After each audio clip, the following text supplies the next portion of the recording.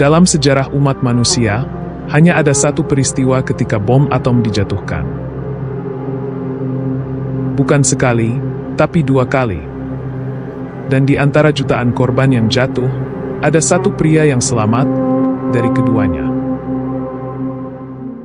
Halo sahabat, cerita kali ini merupakan kisah nyata tentang seorang pria yang selamat dari 2 kejadian maha dahsyat di Hiroshima dan Nagasaki, dan dia mau membagikan kisahnya setelah 60 tahun hanya diam. Sebelum lanjut, bantu channel ini dengan subscribe dan tekan loncengnya. Jika sudah, mari kita mulai kisahnya.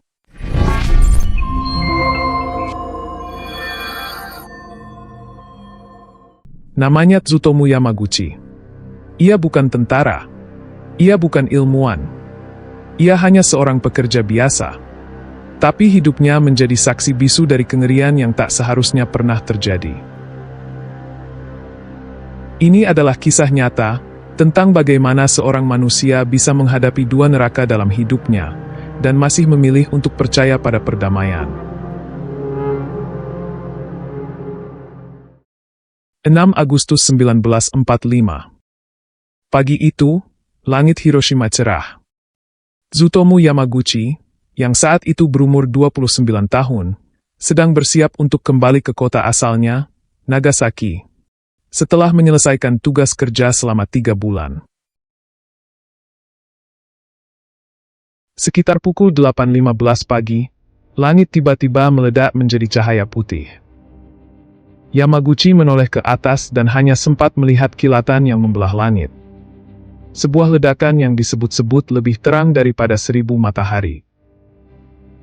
Dalam hitungan detik, kota itu berubah menjadi lautan api. Bom atom pertama dalam sejarah manusia meledak di atas Hiroshima.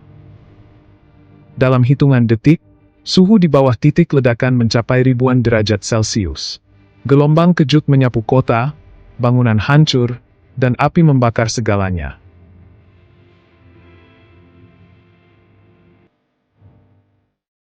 Yamaguchi yang hanya berjarak sekitar 3 km dari pusat ledakan, terlempar ke parit, kulit di separuh tubuhnya melepuh, dan gendang telinganya pecah.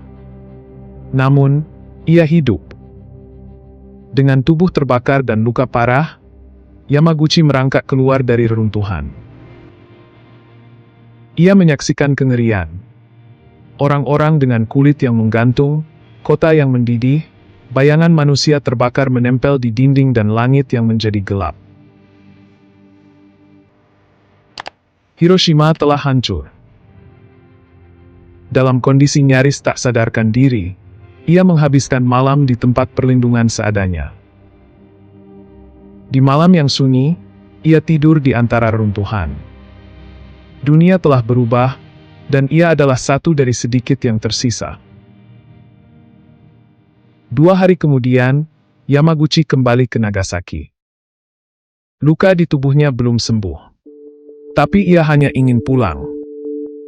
Ingin bertemu istri dan anaknya.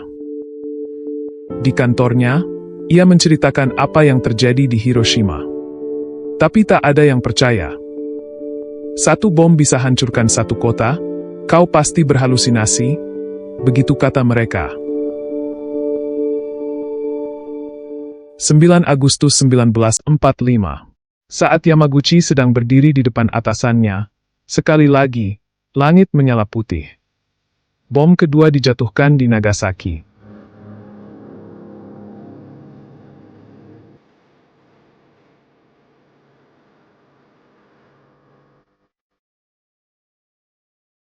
Ia selamat lagi. Sekali lagi dunia di sekelilingnya runtuh. Rumahnya hancur. Banyak tetangga dan kerabatnya tewas.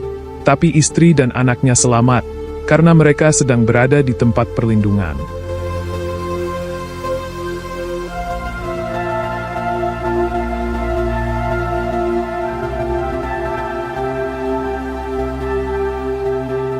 Tubuh Yamaguchi penuh luka.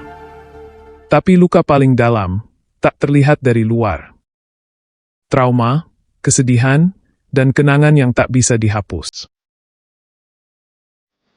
Ia memilih diam selama bertahun-tahun. Tidak mencari pengakuan. tidak menuntut apa-apa. Hingga di usia senjanya, ia mulai bersuara. Ia berbicara di hadapan dunia, bukan untuk mencari simpati, tapi untuk memperingatkan kita semua.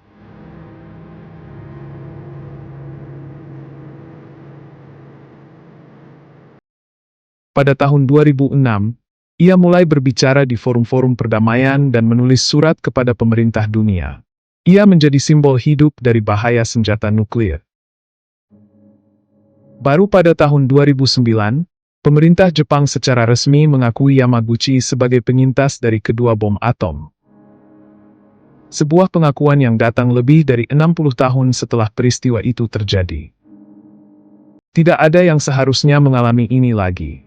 Tidak ada bangsa, tidak ada anak-anak, tidak ada manusia yang pantas merasakan bom atom, katanya. Yamaguchi menjadi simbol, bukan simbol penderitaan, tapi simbol ketahanan dan peringatan. Yamaguchi meninggal pada tahun 2010, di usia 93 tahun. Tapi kisahnya tetap hidup, sebagai saksi, sebagai peringatan, sebagai pelajaran. Ia tidak bisa mengubah masa lalu, tapi ia menghabiskan hidupnya untuk mencoba mengubah masa depan. Karena kadang, keberanian bukan tentang melawan, tapi tentang bertahan, tentang tetap percaya bahwa dunia bisa menjadi tempat yang lebih baik. Dan mungkin, itulah warisan terbesar Tsutomu Yamaguchi. Kisah Yamaguchi adalah pengingat keras bahwa kekuatan besar bisa menghancurkan bukan hanya tubuh, tapi juga generasi. Kekuatan besar itu adalah cermin dari ketahanan manusia, namun juga cermin dari kesalahan kolektif. Dalam dunia yang hari ini masih menyimpan ribuan senjata nuklir, kisah Yamaguchi bukan sekadar sejarah. Ia adalah peringatan. Sebuah sinyal darurat yang datang dari masa lalu, agar kita tidak menciptakan ulang tragedi yang sama di masa depan. Sekian cerita nyata hari ini. Jika sahabat suka dengan cerita ini, tekan like dan tinggalkan kesan sahabat di kolom komentar. Terima kasih sudah menonton. Sampai jumpa di kisah-kisah berikutnya.